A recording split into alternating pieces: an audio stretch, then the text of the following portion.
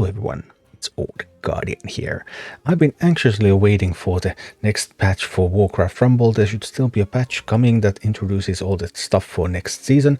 The next season is going to start on Wednesday. There's going to be a Darkmoon Faire starting on Wednesday, but where is the patch?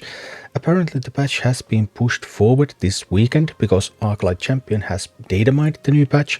I haven't been able to get it yet from the store, so I don't know when it's going to be distributed everywhere. But Arclight Champion, MMO champion, does a lot of data mining in World of Warcraft as well.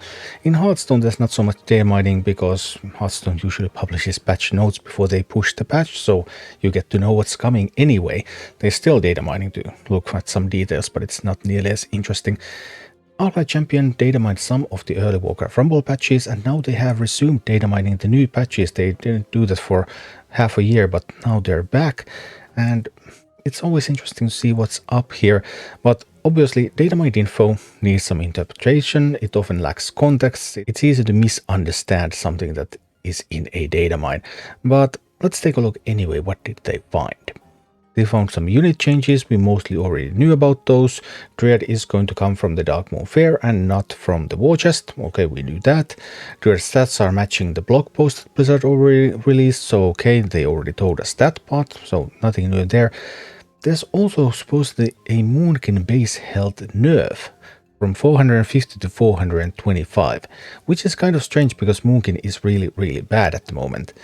You would expect there's some other changes too. If they nerf the health, then maybe they reduce the cost or something, but none of that has been reported by Arclight Champion. But maybe they missed something, or I don't know. That's just really weird, but I would keep my eye on what's going to happen to Moonkin once we have the patch live, because it's really weird for it to get a nerf when it's already not any good. Then there's a change to Darkmoon Faire that's going to make it more solo-friendly, I hope. The new description string for Darkmoon Faire now reads: complete challenges to earn tickets. Weekly challenges grant a portion of their ticket rewards to your guildmates. Previously, every single ticket you earned was also earned by all of your guildmates. Full tickets from the weekly challenge, full tickets from every daily challenge. And Darkmoon Faire used to be 1/3 of the points for each person used to be from weeklies, 2/3 were from dailies. So this can reduce the importance of a guild a lot. Previously, 20-person guild, you were earning 5% of your tickets. You only had direct effect on 5% of your tickets. 95% of your tickets came from the guild.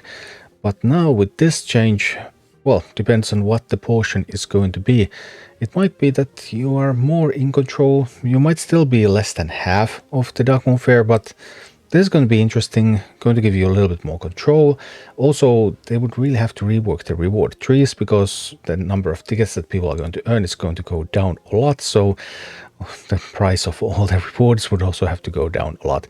We need to see the new reward tree to evaluate this properly, but it looks like it's going to be a really interesting Wednesday when we get the new Darkmoon Faire tree and we get the new Darkmoon Faire rules, and we get to see this fully in power and see just exactly how solo-friendly Darkmoon Faire is going to be.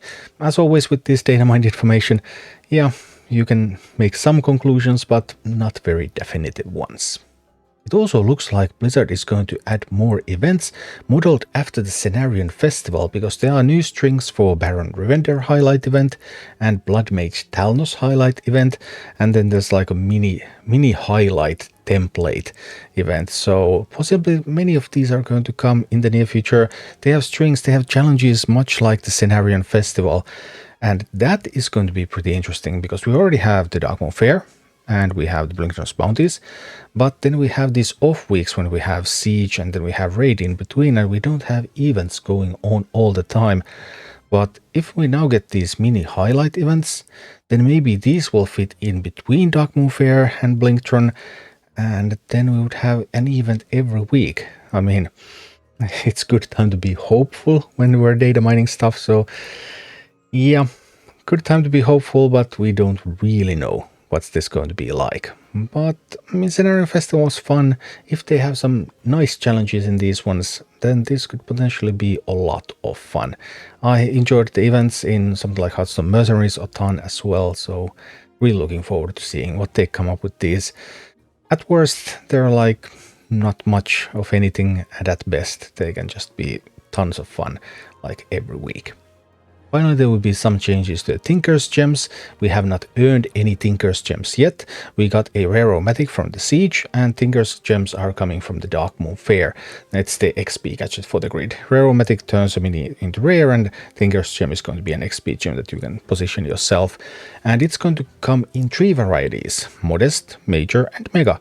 And that's exactly the way XP boosts work, so makes perfect sense. Also, Tinker's Gems and Rare-O-Matics are going to be sold in upcoming bundles. There were some bundles Datamined that had these in them.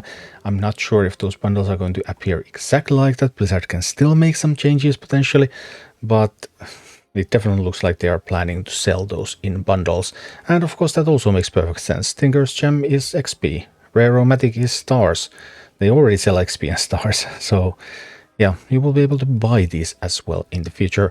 And if you're free to play, then Rare-O-Matics come from CGs and Tinker's Gems come from the Darkmoon Faire. So those were the most interesting things Arclight Champion had Datamined from the upcoming Warcraft Rumble patch. Darkmoon Faire a little bit more solo-friendly, more events coming, Tinker's Gems. Obviously, I was not expecting anything huge like a new raid or anything to come out through data mining. I would hope that Blizzard would have the foresight to announce that before they put the files out there for anyone to examine.